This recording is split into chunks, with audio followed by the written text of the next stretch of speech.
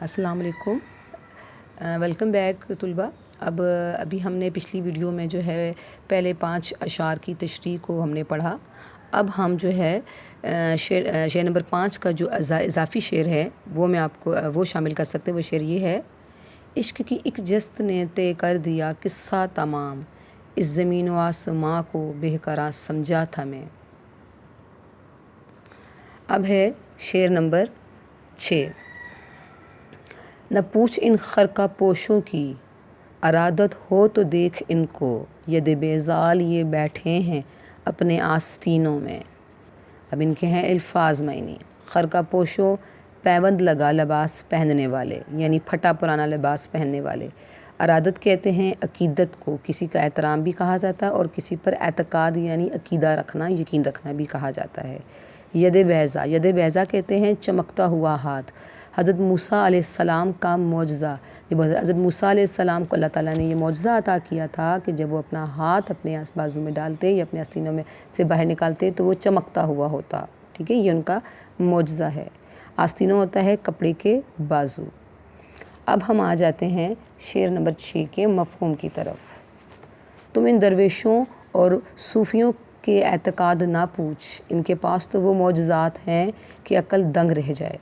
اب تشریح ہے۔ اس شعر میں شاعر اللہ تعالیٰ کے نیک بندوں کی بات کرتا ہے جو بظاہر تو پیوند لگے کپڑوں پہنتے ہیں، مگر ان سے عقیدت رکھنے والے ہی جانتے ہیں کہ اللہ تعالیٰ نے ان کو غیر معمولی روحانی قوتوں سے نوازا ہے۔ ان میں سے بعض ایسے ہیں جن کے آستینوں میں ید بیضا چھپے ہوئے ہیں۔ شاعر نے یہاں تلمیح کی صنعت استعمال کی ہے ید بیضا کہہ کر کہ حضرت موسیٰ علیہ السلام کے معجزے کی طرف اشارہ کیا ہے کہ وہ اپنے آستین سے ہاتھ باہر نکالتے تو وہ چمکنے لگتا۔ اس شعر میں علامہ اقبال خدا مست درویشوں کا ذکر کرتے ہوئے کہتے ہیں کہ پھٹے پرانے کپڑے اور گڈریاں نہیں ہوتی، گدریاں کہتے ہیں پرانے پھٹے ہوئے کپڑوں کو اوڑھنے والے فقیروں اور درویشوں سے اگر تمہیں عقیدت ہے اور ان کو سمجھنا چاہتے ہو تو ان کے پاس کچھ وقت گزار کر دیکھو۔ موسیٰ علیہ السلام کو ید بیضا اور اس جیسے دیگر معجزات عطا کیے گئے تھے۔ وہ تمام معجزے بھی ان درویشوں کو بھی دیے گئے ہیں اور ان کی آستینوں میں ان کے ہاتھ جگمگ کر رہے ہیں۔ مطلب یہ کہ رسول اللہ صلی اللہ علیہ وسلم کا امتی اگر اللہ کا سچا عاشق بن جائے تو وہ پیغمبر کے درجے تک پہنچ سکتا ہے۔ یہی وجہ ہے کہ بعض پیغمبروں نے موسیٰ علیہ السلام سمیت یہ خواہش ظاہر کی کہ کاش ہم نبی الآخر الزماں صلی اللہ علیہ وسلم کے امتی ہوتے۔ اب شعر نمبر 6 کی جو ہے ہم اضافی جو شعر شامل کر سکتے ہیں: فطرت نے مجھے بخشے ہیں جوہر ملکوتی، خاکی ہوں مگر خاک سے رکھتا نہیں پیوند۔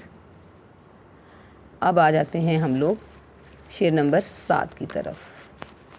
محبت کے لیے دل ڈھونڈ کوئی ٹوٹنے والا، یہ وہ مہ ہے جسے رکھتے ہیں نازک آبگینوں میں۔ آ جاتے ہیں اس کے الفاظ معنی کی طرف۔ دوسرے مصرعے میں مہ کا مطلب ہے شراب، نازک ہوتا ہے جلد ٹوٹنے والا، آبگینوں کا مطلب ہوتا ہے شیشہ۔ یہاں پر شاعر نے اس میں صراحی مراد لی ہے۔ اب ہم کرتے ہیں اس کے مفہوم کی طرف آتے ہیں۔ شعر نمبر 7 کا مفہوم ہے: محبت کے لیے نازک دلی کی ضرورت ہے۔ محبت ایسا جذبہ ہے جو سخت دلوں میں جگہ نہیں پاتا۔ تشریح: اقبال نے شعر میں محبت کے جذبے کو مہ یعنی شراب کہا ہے اور اس کی وجہ یہی ہے کہ محبت کا نشہ بھی شراب کے نشے کی طرح ہوتا ہے۔ عشق و محبت ایک ایسا جذبہ ہے جو کسی دل میں نہیں سما سکتا۔ اس کے لیے نرم دل کی ضرورت ہے جو آئینے کی طرح نازک اور ٹوٹنے والا ہو، کیونکہ عشق کی مثال شراب کی سی ہے۔ عشق میں بھی نشہ اور شراب میں بھی نشہ ہوتا ہے۔ عاشق بھی اپنے حال میں مست ہوتا ہے اور شرابی بھی۔ چونکہ شراب کو لوگ شیشے کے نازک برتنوں میں سنبھال کر رکھتے ہیں، اس لیے عشق کی حفاظت کے لیے بھی نرم و نازک کی دل کی ضرورت ہے۔ سنگ دل شخص کے دل میں عشق نہیں ہوتا۔ اب شعر نمبر 7 کے لیے اضافی شعر ہیں: محبت کے لیے کچھ دل مخصوص ہوتے ہیں، یہ وہ نغمہ ہے جو ہر ساز پر گایا نہیں جاتا۔ حدیث نبوی صلی اللہ علیہ وسلم ہے: لوگوں میں اللہ کے ہاں سب سے زیادہ پسندیدہ وہ ہیں جو انسانوں کے لیے زیادہ نفع بخش ہیں۔ اب آ جاتے ہیں غزل کے شعر نمبر 8 کی طرف۔ نمایاں ہو کے دکھلا دے کبھی ان کو جمال اپنا، بہت مدت سے چرچے ہیں تیرے باریک بینوں میں۔ الفاظ کے معنی: پہلے مصرعے میں جمال کا مطلب ہے خوبصورتی، حسن۔ دوسرے مصرعے میں مدت کا مطلب ہے عرصہ، چرچے کا مطلب ہے شہرت، اور باریک بینوں کا مطلب ہے معاملوں پر غور کرنے والے۔ شعر نمبر 8 کا مفہوم: بہت عرصے سے تیرے چاہنے والے تیرے دیدار کے طالب ہیں، اس لیے تو سامنے آ کر اپنا جلوہ دکھا دے۔ تشریح: اس شعر کی تشریح ہم حقیقی اور مجازی دونوں معنوں میں کر سکتے ہیں۔ مجازی معنوں میں اقبال اپنے محبوب سے مخاطب ہے کہ اے محبوب، بہت عرصے سے تیرے چاہنے والے تیرے دیدار کے طالب ہیں اور تیرے حسن کے چرچے ان تیز فہم لوگوں میں کافی عرصے سے ہو رہے ہیں، اس لیے تو سامنے آ اور انہیں اپنے حسن کا جلوہ دکھا دے۔ علامہ اقبال کہتے ہیں کہ دنیا کے بڑے بڑے اسکالروں، دانشوروں نے خدا کے وجود پر بحث کی، اور یہ بحث اب بھی جاری ہے۔ وہ اللہ کی ذات کے بارے میں شک و شبہ میں مبتلا ہیں۔ علامہ اقبال اللہ تعالیٰ سے کہتے ہیں کہ یا اللہ، جس طرح تو نے مجھے بصیرت عطا کی اور اس بصیرت کی وجہ سے میں نے تیرے جمال کا مشاہدہ کیا، تو ان دانشوروں اور باریک بین لوگوں میں بھی بصیرت عطا کر تاکہ وہ تیرے جمال کا مشاہدہ کر کے شک و شبے سے نکل سکیں۔ اب آ جاتے ہیں شعر نمبر 8 کے اضافی اشعار کی طرف۔ پہلا شعر ہے: ناز کی اس کے لب کی کیا کہیے، پنکھڑی ایک گلاب کی سی ہے۔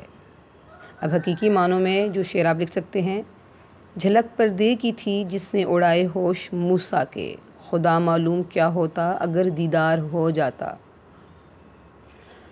اب اگلا شعر ہے شعر نمبر 9: خاموش اے دل بھری محفل میں چلانا نہیں اچھا، ادب پہلا کرینہ ہے محبت کے کرینوں میں۔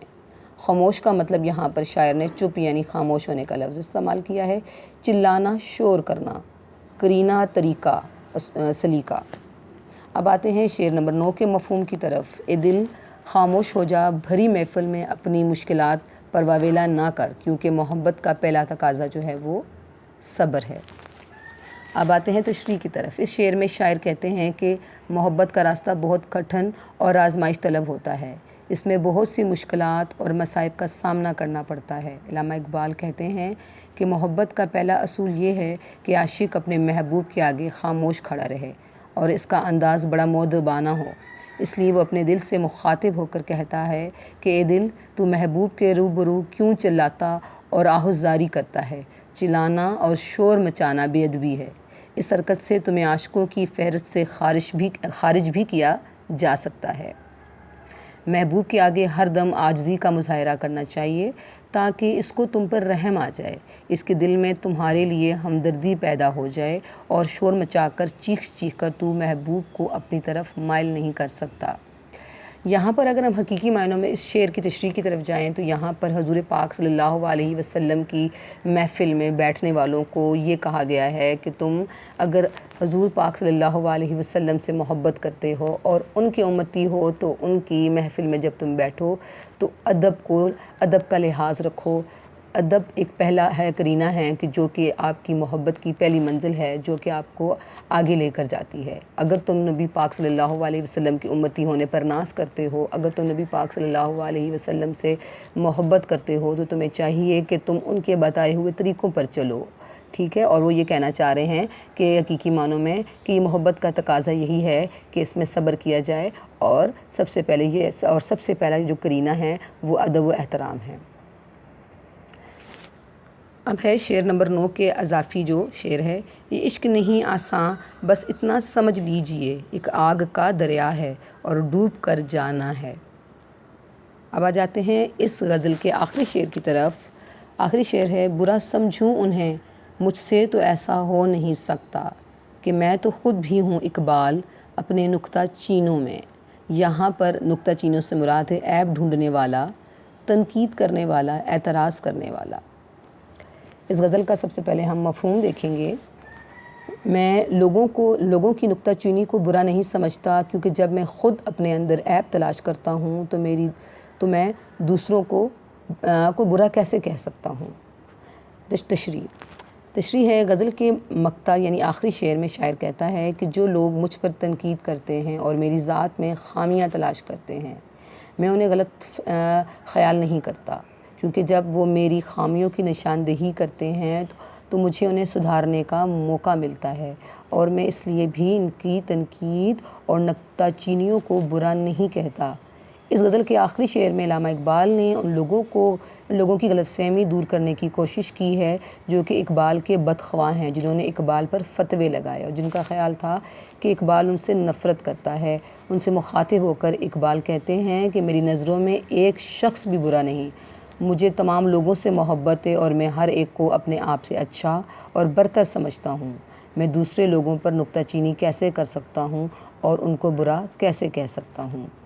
کیونکہ اقبال کہتے ہیں کہ آقائے دو جہاں حضرت محمد صلی اللہ علیہ وسلم نے بھی مجھے اپنی زندگی میں یہی تعلیم دی ہے کہ کوئی آپ پر پتھر ہی کیوں نہ برسائے، کوئی آپ پر کوڑا ہی کیوں نہ پھینکے، آپ کو ہمیشہ اس کے حق میں بہتری کی دعا کرتے رہنا چاہیے۔ یہی اسلام کی بنیاد اور اس کا حسن ہے۔ اگر ہم اس حسن کو سمجھ جائیں تو ایک دن یہی حسن ہمارے چہروں پر نمایاں ہو جائے گا۔